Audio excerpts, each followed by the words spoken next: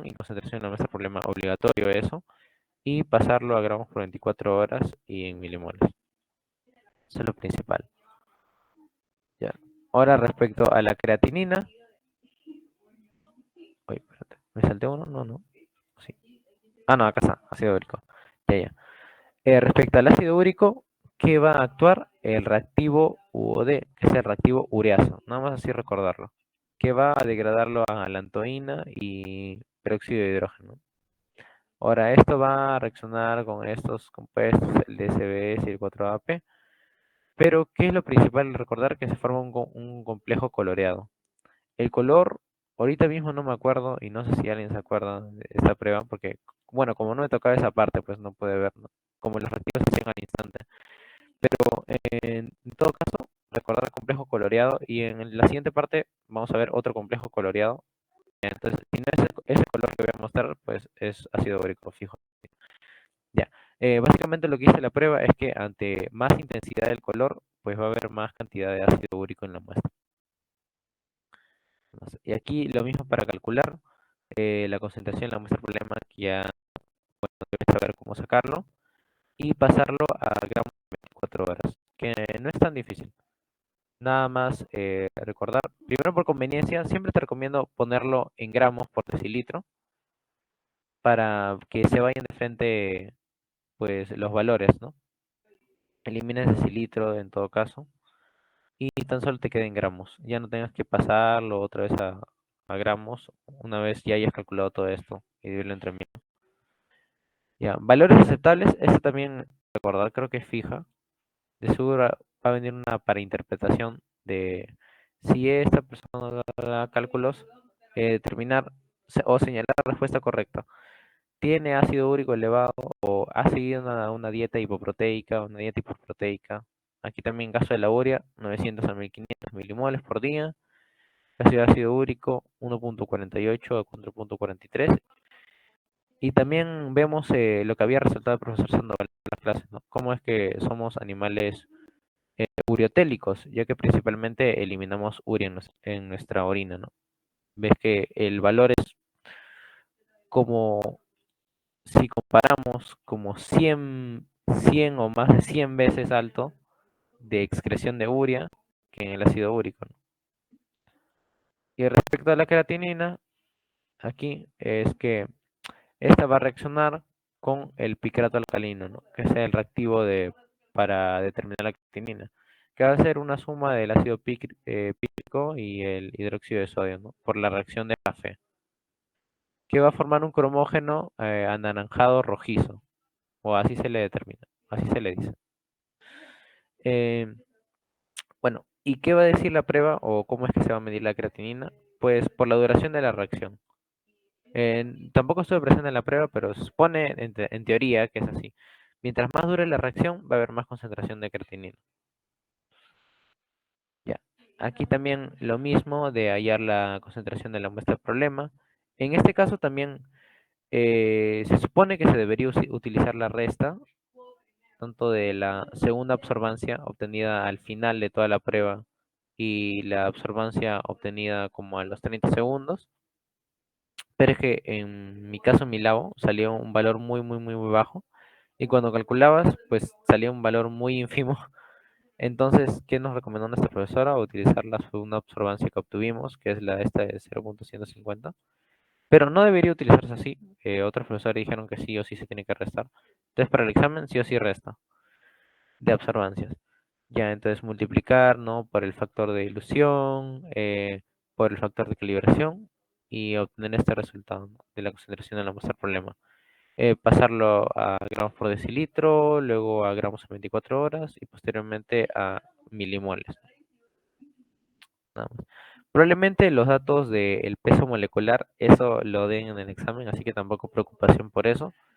Nada más recordar cómo pasar en gramos a 24 horas y cómo pasar a milimoles en 24 horas, por si acaso pidan.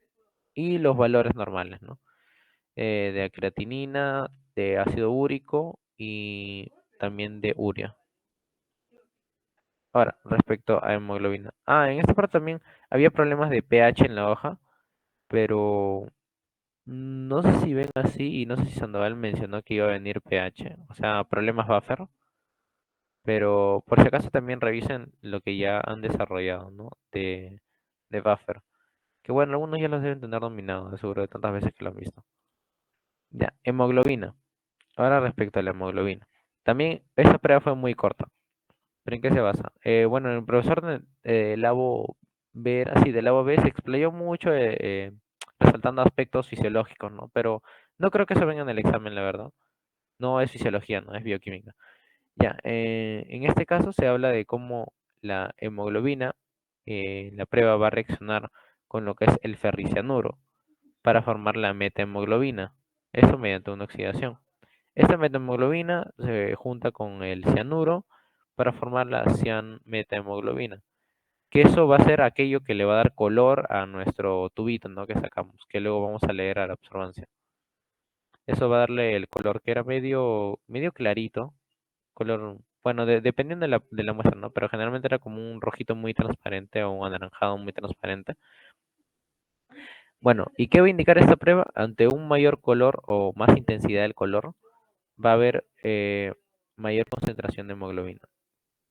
Eh, este reactivo que se va a utilizar, que contiene este ferricianuro y el cianuro, porque se va a simplemente agregar el reactivo, pues va a ser el reactivo de Drapkin, para mencionarlo. Ya. Y ahora respecto a los cálculos, ya esto sí tenemos que tenerlo fijo y por eso lo voy a explicar detalladamente. Primero tenemos que hallar el factor de dilución, ¿no? Que siempre nos tienen que dar, en todo caso nos digan para un volumen total, o si no, intuimos que tenemos que utilizar todo, ¿no? En este caso, la muestra sí o sí nos daba 0.5 mililitros que tenemos que usar de nuestra sangre, ¿no? Que sacamos por la extracción, que nuestro compañero Vincent acá no vino porque tenía miedo. Bueno, ya, y agregarle el agua, 9.5 de agua. Ahí teníamos el valor de volumen total, ¿no? Este volumen total tenemos que dividirle a el volumen inicial que teníamos para hallar el factor de dilución. Hallamos el factor de dilución y luego que se tiene que hacer, pues el factor de calibración, que es con datos que ya se nos dan. Sí o sí se nos tienen que dar estos datos que son del estándar. Entonces, una vez saquemos el factor de calibración, que es la concentración del estándar que te dan entre la densidad óptica del estándar, pues obtenemos factor de calibración.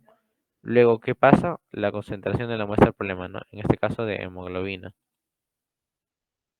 Esto se va a calcular por el factor de calibración, por la densidad óptica de la muestra del problema, por el factor de dilución. Reemplazamos datos y obtenemos. Se supone que estos son los valores normales. En otra literatura encontré que en hombres puede ser hasta 18 incluso, pero por si acaso hagámosle caso a lo que pone Sandoval en su práctica. Así que estos son los valores normales de hemoglobina y bueno, al menos en la práctica, lo que pude ver y lo que estaba comprobando es que si te salía mayor a 325, pues estaba bien la prueba, pero tiene que estar en el umbral debajo de 425. Es decir, si está debajo de 325, ya va a salir muy baja tu prueba. Y si está por encima de 425, también va a salir muy alta. Así que ese más o menos es el intervalo en que va a salir bien la prueba. Ya esa sería toda la parte práctica también. Ya está. Muy corto. Les recomiendo practicar buffer porque capaz, probablemente Sandoval se iba a meter una sí o sí de buffer y las de la práctica no estaban tan complejas. Sí. Pégame si no viene, pégame si no viene. Ya, pero fijo, fijo. Es que ya termina el ciclo, pues. Ya termina el ciclo y Sandoval va a decir, ¿cómo no vas a saber hacer buffer? Ya, ya.